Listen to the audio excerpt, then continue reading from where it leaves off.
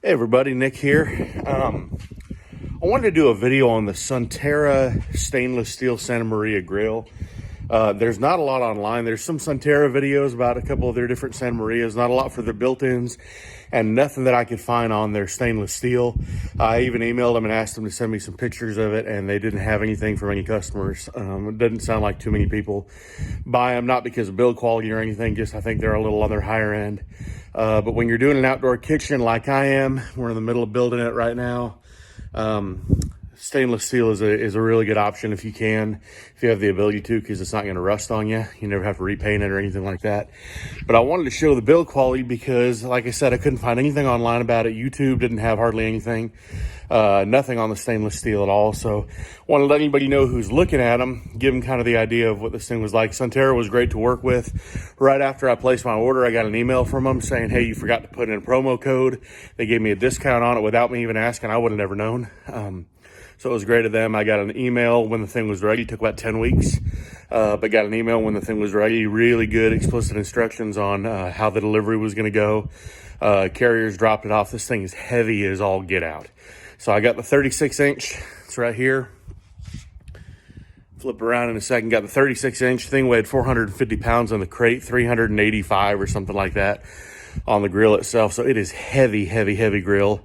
You're definitely going to need some help to get it where it needs to be. But I want to show you the build quality because that's what I was going to be looking for when I started doing this grill. All right, so this is the Sunterra 36-inch stainless grill. First impressions, it's a very well-made grill. It's very, I mean, you can see the gauge of steel is thick. It's either 10 gauge, might even be 8. I mean, we're talking, 3/16 on some of this stuff. It's a nice polished surface on it. They did a good finish on it. Everything feels really good and solid.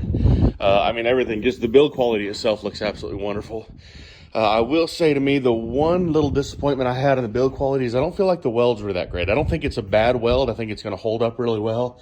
They grind very well. Their welds are not the cleanest. You can see down there. Again, they grind them, they clean them up. They're okay.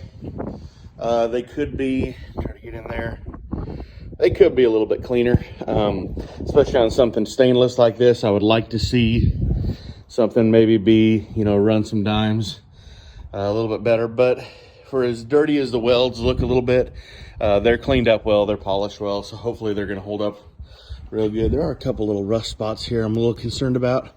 I don't know why you'd have rust on stainless, but it might just be surface pitting.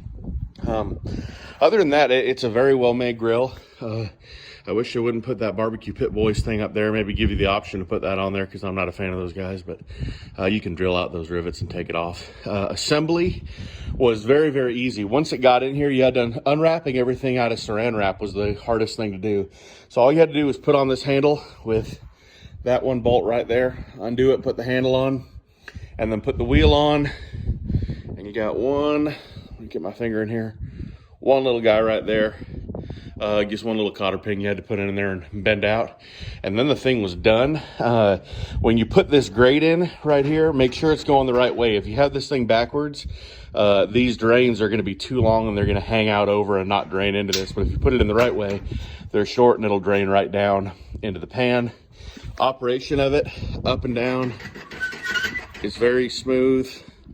Let's see if I can do this without sacrificing my camera angle. I'm pulling that down, there you go. Kind of lower it down, so it lowers very smoothly. Sorry guys, it lowers very smoothly. It does go just about all the way down. I'll show you how far. So it sits almost on the bottom. Just about on the bottom, farther than you'd ever want to go, but I'm going to keep it in that position. These will get a little loose when you put it all the way down, so I'll get to click it up until those are taut. Put the brake on it and click it up until those are taut so the wind isn't going to blow it around. Hopefully I'm not making you sick with the camera work. But overall, fit and finish on this, aside from the welds, like I said, that they had to kind of grind down a little bit.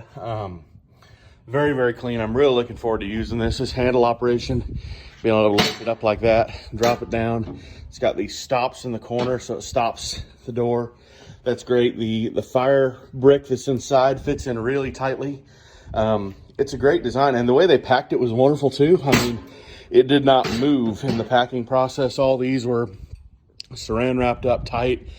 I don't see a scratch on this thing. It was crated very well, top notch. As somebody who works in grill manufacturing for a separate company, I've been very impressed with how they shipped it, because shipping is always a huge logistical problem for grill companies. So they did a wonderful job. This works good too. A little bit of skirting there, I wish wasn't there, but I'm sure it would have gotten that way after using it a couple times too. Clearly it's super clean. I haven't fired it up yet. I'll do another video when this thing gets fired up. But just want to let you know, I mean, overall, I got stone coming in the next week. So obviously it looks a little weird sitting here. The stone will come and make it look flush, but it is a very pretty grill. I'm looking forward to it being a centerpiece of our island here in the outdoor kitchen. I think people are going to be pretty impressed by the way it looks. I think it's the perfect size. 36 inch for a family is just great. So looking forward to it, but wanted to give you that information as someone who didn't have that when I made the purchase. It is not a cheap grill. I think I ended up spending about $4,500 on it by the time it was all said and done. So I just wanted you to be aware, if you're looking at spending that kind of money, I did it sight unseen, kind of reluctantly, because I really wanted to see it first, but I wouldn't hesitate buying it again so far. Obviously, if something happens when I'm cooking on it, I'll let you know, but wouldn't hesitate buying it again. Just kind of want you to be aware of a couple of those things, kind of like the welds and that. But again, they all feel super solid. I don't think they're going anywhere. They're good, solid welds. They just had to clean them up a little bit. Great looking unit. Comes with, a little cheesy, but comes with a coal rake that I think will work fine. I got the cover for it. You probably don't necessarily need the cover because it's stainless steel, but I just kind of wanted to keep it clean and keep any fly ash or anything out when everything cools down. So they have a rotisserie motor that I bought. I haven't put on it yet, but I'm assuming it mounts to those, and then more than likely another bracket that goes right here, stretches across it. Looking forward, I'm putting in some power for a rotisserie motor on that, so looking forward to using that as well. But there is one little area of semi-concern. It's probably not that big of a deal, but if you look down here, you see where the door gap is on the bottom when you open that up. There's a pretty good, I mean, that's about a 3/4 inch gap. When it's closed, I'd say it's probably about a 1/4 inch gap on there. I'm a little worried that you're going to get some ash that falls through there when you're cooking on it. One, if you're not careful scooping stuff around, or you get a little breeze. I'll probably end up putting some gasket on that inside wall right here, just to kind of try to seal that up a little bit and keep some ash from falling through. I just don't want the ash to get on the front of my stone or down on my ground. It probably will anyway when I'm cooking, but I'd rather it not get down there any other time. So I wish they could have made those tolerances a little tighter. Maybe instead of mounting this right here, they could have mounted it flush on the bottom so it seals up a little more, or even gasketed it themselves. I don't think it's going to affect the performance at all. Just personally to me, I'd like to have it be a little tighter close, so it can be a little bit cleaner. It's another one of those welds you can see. Hopefully that one's on the inside. Solid though. It is solid. That's an interesting weld. These guys love using a lot of filler there. All right, what was really hard to kind of figure out was the rotis kit on it. Absolute nightmare. They're using a generic one grill universal mounting bracket system, which probably works in some cases, but really is confusing because the directions aren't very good. So first and foremost, the number one thing they don't tell you in the instructions is that the motor goes on the right of the unit and the bracket goes on the left of the unit. That took me like 45 minutes to figure out because the heights were off.